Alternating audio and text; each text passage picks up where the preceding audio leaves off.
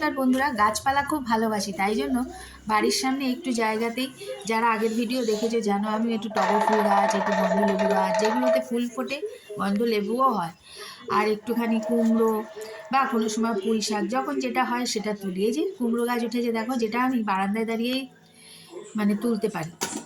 তো এই যে কেন কাটলাম সেটা দেখা যায়। আজকের মেনু ছিল কি জানো, সানডে লাঞ্চে ছিল ভাত, আর এই যে পেঁপে, কুমড়ো, টমেটো আর শিম সেদ্ধ, সাথে ধনেপাতা বাটা। ধনেপাতাটা বেটে একটুখানি পেঁয়াজ রসুন দিয়ে আর একটুখানি লেবুর রস দিয়ে তেলে একটু নেড়ে নিয়েছি।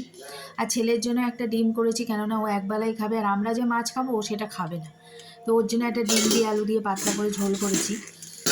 আর কেন কুমড়ো পাতাটা কাটলাম বলো তো, সেটা দেখাচ্ছি। আর এটা হচ্ছে পেঁয়াজ কলি ভাজা, এই যে শুকনো লঙ্কা আর কালো জিরে ফোড়ন দিয়ে পেঁয়াজ কলি, এই ভাজাটা কিন্তু খুব ভালো লাগে। ফুলকপি মটরশুঁটি দিলেও ভালো হয়, তো আমার কাছে ছিল না বলে আলু দিয়েই ভেজেছি। আর এটা তুলি এটা হচ্ছে ওই যে কুমড়ো পাতা কেটেছি দেখালাম, কুমড়ো পাতায় কাতলা পাতুরি করেছি, দারুণ খেতে হয়েছে। বড় ভিডিও আসবে, যদি ইচ্ছা হয় দেখতে পারো।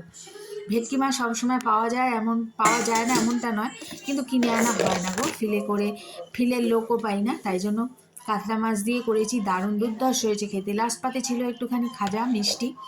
তো আজকে কিন্তু আমাদের লাঞ্চ মেনু এটাই ছিল। সত্যি বলছি, কুমড়ো পাতার ওই রান্নাটা দারুণ হয়েছে। আজ আসি, টাটা, সবাই ভালো থেকো।